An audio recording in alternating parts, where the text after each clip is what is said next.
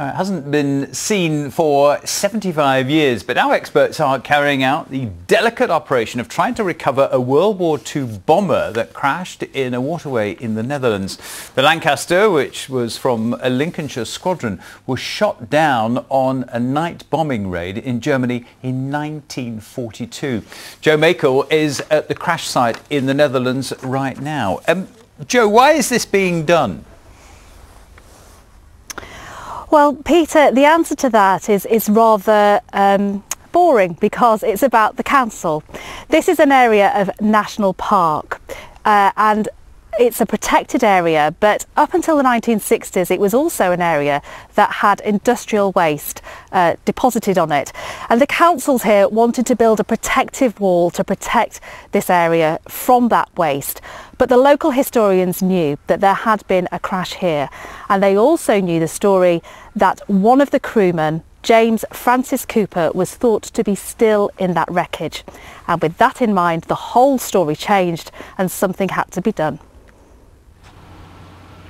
These tranquil Dutch waterways are part of a national park in the north of the Netherlands, but here 75 years ago they became the crash site of a Lancaster bomber.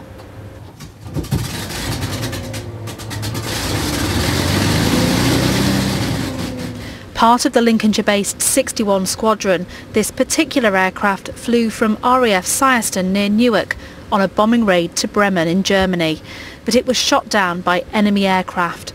Of the 7 crew members, 4 managed to bail out and were captured. 2 bodies were recovered, and the remains of one man, Canadian tail gunner Cooper, is thought to still be with the plane. Recovering the wreckage from the water is a huge challenge. A specialist company, Lehmans, is working with the Dutch Ministry of Defence. The aircraft is very deep, and so we have to get the balance with the water. That's what we used to here in the Netherlands, of course. We're known for that, but it's still a very difficult task. A huge dam had to be built and drainage put in place so the dig could happen, but some significant pieces of the wreckage are now being found. Today saw the recovery of a large piece of landing gear, its gleaming metal preserved in the clay. The first thing we brought up was the number 1 engine, and that is against the cofferdam. Then we started this morning with the second engine, and that one came out in quite a bit, a few pieces. So it says something about the circumstance the aircraft crashed in.